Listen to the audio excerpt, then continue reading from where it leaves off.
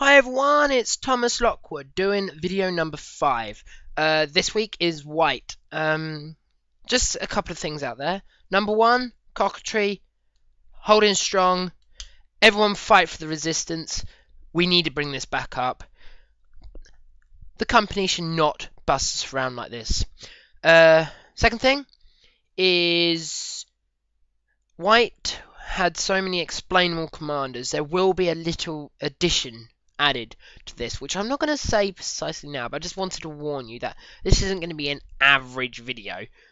Another thing is I don't like repeating cards I've already done in other decks.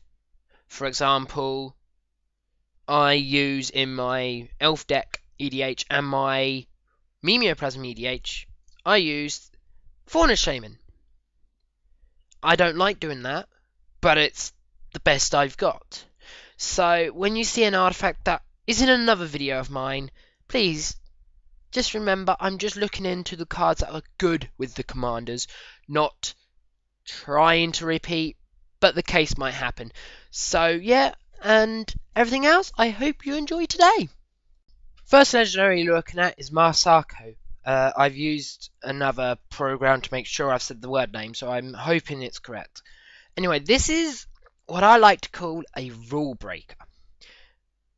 Now, the reason why I call it a rule breaker is, firstly, she has flash, which is very nice as a commander, meaning if your opponent goes, I end my turn, and you have some mana remaining, you can cast her if you want.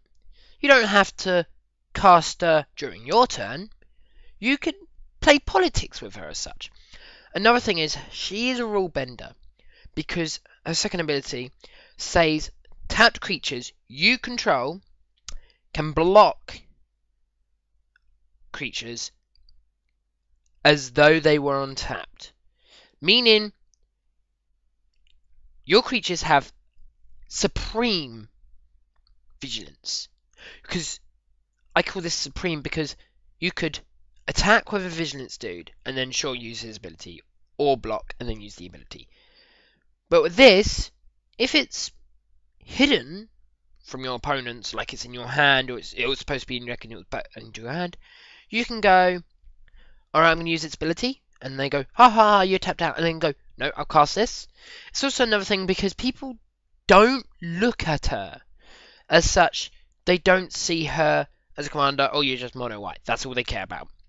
And then, reading her abilities, they go, oh my god, why did I fall for this?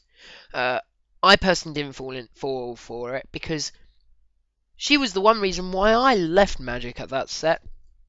I was not keen of rule benders in them days, so that was my personal opinion, not the company's. So, yeah, it works with a lot of dudes that, I guess, if someone says, tap down all your dudes, you can cast this and say, yeah, my creature's going to still block though. What you going to do? What you going to do when I can block for me?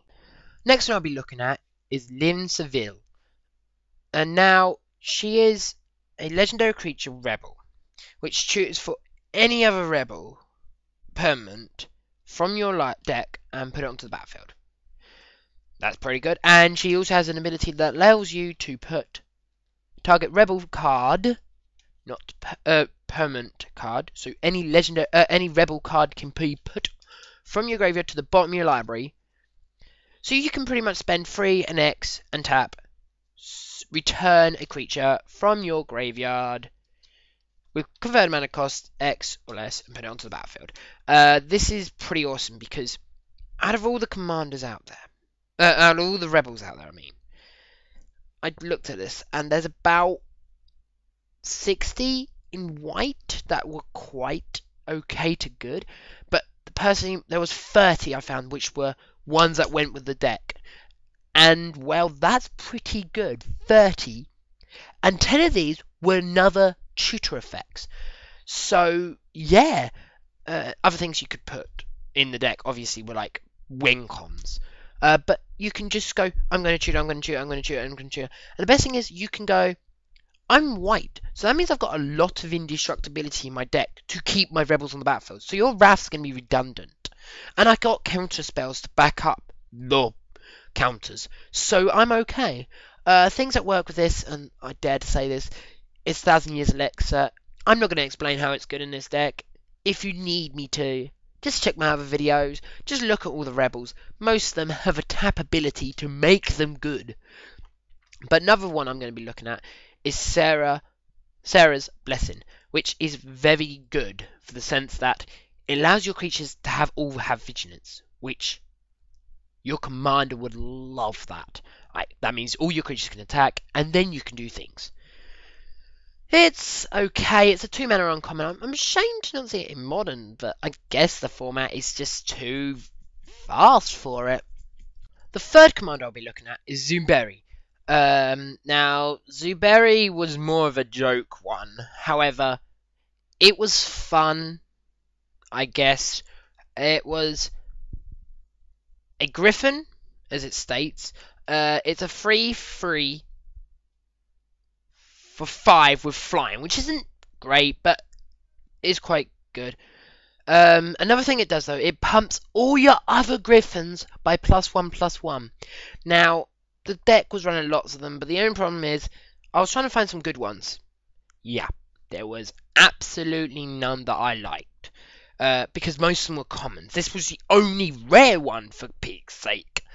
So I was not amused to put any on my video, so I didn't. But most of them either have flying and vigilance, or flying and first strike. Flying and vigilance makes them brilliant blockers, and then just their assist. First strike, it makes them brilliant in damage. You can give all your creatures first strike or other thing by other effects, and it would make them pretty strong. So it is only a pump effect, and it was only for a joke, but boy, did I like to laugh. Now, I did say I was doing something special with this because I thought to. Because if I had left it as where it was, it would only be a 7-minute video. So I want to keep them at least 8 to 10. So I thought to add this addition. Now, this is a legendary creature I haven't seen as a commander, but I didn't know why. Maybe because most probably she's in the decks, or in all 3 decks, as a nice win con. So why not use her as a commander? I never understood. So I'll be looking into her. And well, I hope you enjoyed this extra spin-off I'm making. The legendary creature I'll be looking at might be the only legendary creature I know that has at least had 3 erratids on her.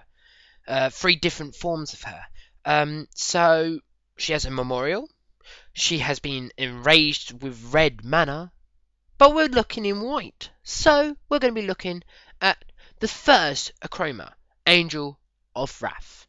Now, she is a 7-mana dude? 8-mana dude, I mean? Triple white and 5. Now, triple white is not a problem in mono white EDH. She has keywords over keywords. She has fly and first strike, vigilance, trample, haste, and protection from black and red. Being a legendary creature obviously puts her in threat of clones and everything, but she's a 6/6 for this, and that is brilliant. Now, people moan at me when I play Akroma's Memorial in my elf deck. I really see their reasoning, but I play it anyway. But then I noticed that with her as your commander, you could run an enchantment that is pretty awesome. Concerted Effort. This is an enchantment, 4-mana enchantment, that allows your creatures to gain flying, first strike, fear, double strike, land walk, protection, trample, and vigilance from a creature as long as one of your creatures have it. So all your other creatures gain that card. So share in the love, pretty much. Looking into this, I noticed there is actually... It's slightly better than a Akroma's Memorial, but it's also slightly worse because it doesn't give haste, but maybe you don't really care. But it's still going to give your creatures flying, still going to give your creatures first strike, still going to give your creatures land walk, still going to give your creatures protection from red and black, and it's still going to give them trample and vigilance from just Akroma's herself. Not the land walk, obviously, but there is an equipment out there that gives equipped creature non-basic land walk, meaning in 90% of EDHs it's going to make them unblockable. And there is actually, funny enough, a white creature that has fear. That's pretty awesome. And you've got what? At least you've got fencing ace and equipments that give double strike. That's pretty awesome. And the protection, well, if red and black ain't gonna be the best solution, why don't you give him protection from creatures? I don't mind that. 2 mana, there's a creature with 2 mana with just protection from creatures. All your creatures now have protection from creatures until the end of your turn. And it just keeps doing that and repeat and repeat and repeat. The only thing is, I do wish it did do indestructibility. Sadly, it didn't. Yeah. Thanks everyone for watching. If you don't like my spin-off I've made, please tell me, or you want more of the spin-off, tell me. I'll be sooner or later stopping putting the YouTube links on the Magic the Gathering Facebook page and the Top Go Productions page, so you'd have to join the group to make sure when you want the videos. Last and final thing, I don't have a Twitter account. I'm not that keen on Twitter because I'm a Facebook man and I will always be on Facebook. However, if you think this group could explode on on Twitter, then yeah, I will consider putting myself on Twitter just for the account. So if you think so, yeah, leave me a message or put a comment underneath and I will get to you straight away. As you can look on my other YouTube videos, I do make sure I get to see everything. So I will say see you later for this week, and I hope you have a nice week.